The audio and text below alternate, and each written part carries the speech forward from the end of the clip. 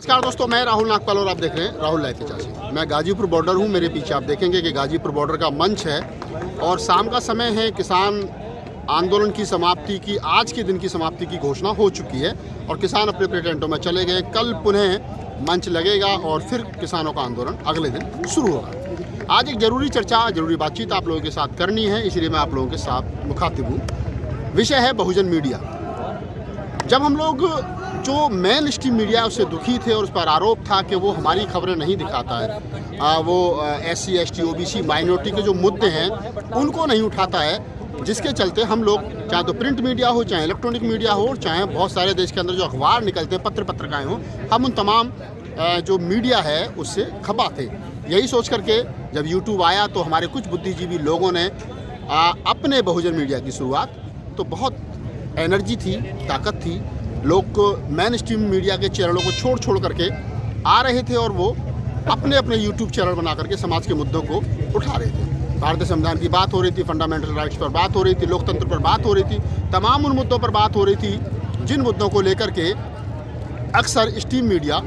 शक के दायरे में रहती थी कि ये इन मुद्दों पर बात नहीं करते हैं। अब मैं पिछले कुछ समय से देख रहा हूँ, नोट कर रहा हूँ, जब से किसान आंदोलन चला है, आप लोग मुझे भी बार बार देख रहे हैं, पूरे देश भर से, मुल्क भर से फ़ोन आते हैं, राहुल जी आपका ये वीडियो बहुत अच्छा लगा, वो वीडियो बहुत अच्छा लगा। बहुत सारे धन्यवाद आप तमाम लोगों के लिए कि आप मुझे फ़ोन करते हैं, मेरे वीडियो को देखते हैं, हमारे चैनल को देखते हैं। लेकिन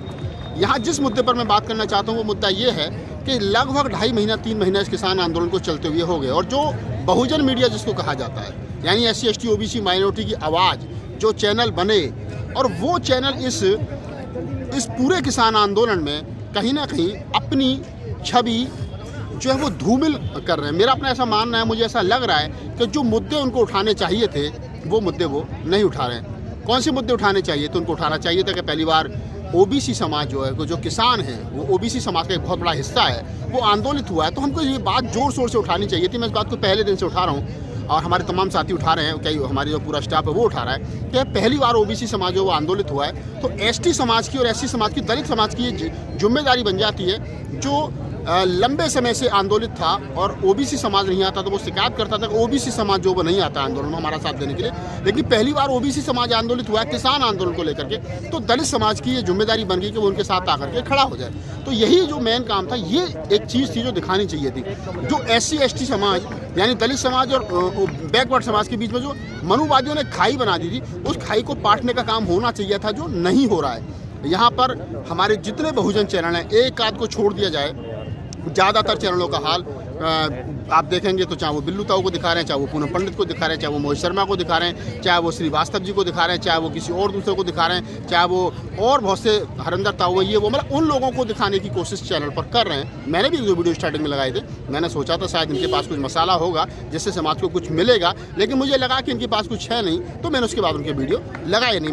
मैं जिस दिन से यहाँ आया हूँ, जब से को कवर करने हमारी पूरी टीम कवर कर रही है, तब से लेकर के और आज तक हमारा एक ही उद्देश्य है कि हम ये बाबा साहब डॉक्टर BR अम्बेडकर की, कबीर की, नानक की, रैदास की, फूले की, सर छोटू राम की, भगत सिंह की विचारधारा को रोप सकें, बो सकें, जिसके बाद में जब ये फसल बड़ी हो जाएगी और जब ये फसल पर मैं कहूँगा फल लगेगा, तो इस देश के अंदर जो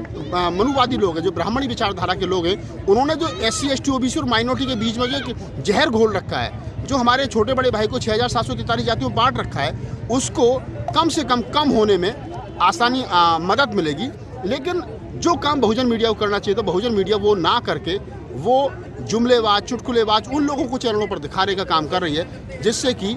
जो हमारा मेन काम था हम उससे भटक गए और कहीं ना कहीं हम भी TRP की रेस में लग गए, हम भी रेवेन्यू कमाने की रेस में लगे। पैसा कमाना चाहिए, अच्छी बात है, मेरा भी उद्देश्य पैसा कमाना, आपका भी पैसा, सबके पेट है, सबको भूख लगती है, लेकिन अपने उद्देश्य के साथ समझौता करके अगर हम लोग पैसा कमाएं, तो आप ज़रा मुझे बताइए क्या ये सही है?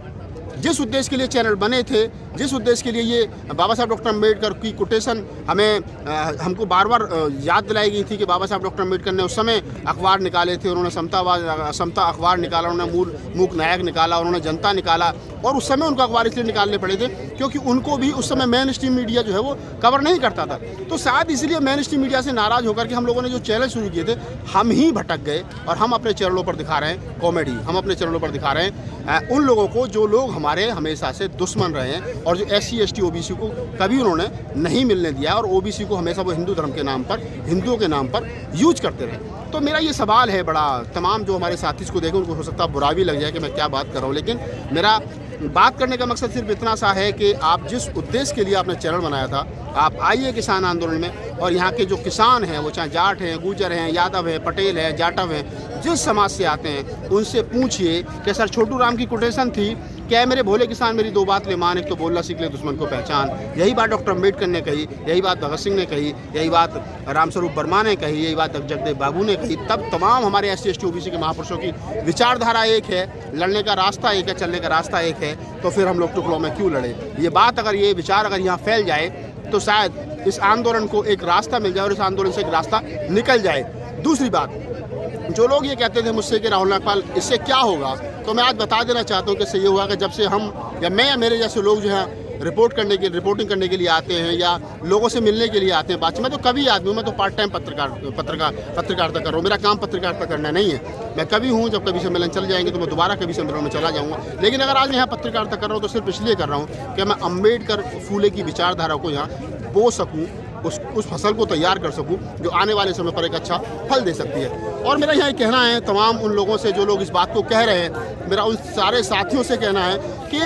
आप जिस उद्देश्य के साथ आए, अगर मैं उनसे कहता था कि आप इस पर काम कीजिए तो कहते थे कि राहुल जी क्या होगा, लेकिन मैं बताना चाहता हूँ कि हमारे जैसे लोगों की एंट्री से आज मंच पर बाबा साहब की बड़ा एक जो फ्रेम है, फोटो फ्रेम है, वो लगा है, या संविधान का प्रियम्बल लगा है। यहाँ राकेश टिकैत जी के ऑफिस में बाबा साहब की फ़ोटो की स्थापना हुई है। उनके गले में पंछील के पटके पहनाए गए और उन पटकों को पहन करके वो डिबेट में NDTV पर गए। तो आप समझिए कि अगर हम लोग नहीं आते तो ये नहीं होता, और हम आए हैं तो ये बदलाव इस आंदोलन में हुई है, ये बदलाव इस आंदोलन में आपको देखने के लिए मिलेंगे। अगर हम नहीं आते तो ये आंदोलन में बदलाव नहीं हो सकते थे। तो मैं तमाम बहुजन मीडिया के साथियों से अपील करूंगा कि वो अपने उद्देश्य से ना भटकें और जिस काम के लिए उन्होंने चैनल बनाया था उस काम को ईमानदारी से करें, इस देश को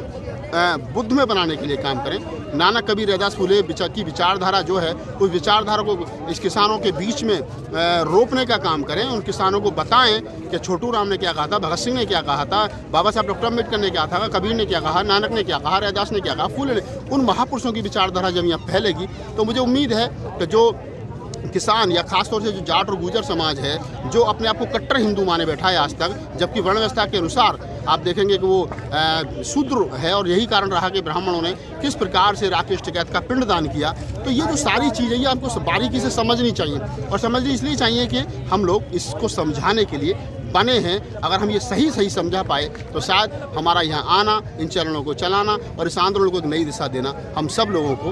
हमारा आना यहाँ सार्थक हो जाएगा और इस आंदोलन से कुछ ना कुछ निकल जाएगा। और हमारे बीच, जैसा मैं बता रहा हूँ कि जो अपने आप को कट्टर हिंदू समझे बैठे हैं, जो रात के अंधेरे में बाबा साहब की मूर्ति की उंगली तोड़ाते थे, आज उनको एहसास हो रहा है कि आज उन लोगों ने जो पूर्व में गलती की है वो गलत हुआ है। अब वो बाबा साहब से प्यार करते हैं, बाबा साहब को पढ़ते हैं। आप देखेंगे यहाँ अम्बेडकर साहित्य बिकता है, लोग खरीदते हैं उसको। तो ये हमारे आने से हुआ है, हमारे जैसे लोगों के आने से हुआ है। और तमाम मैं बहुजन मीडिया के साथियों से कहना चाहूँगा कि आप अपने उद्देश्य से मत भटकिए, ईमानदारी के साथ अपना काम कीजिए और जिसके लिए बनो वो काम कीजिए। मैं राहुल नागपाल आपसे लेता हूँ विदा। अगर आपको हमारा वीडियो अच्छा लगा तो उसको लाइक कीजिए, शेयर कीजिए, कमेंट्स कीजिए, हमारे चैनल को सब्सक्राइब कीजिए।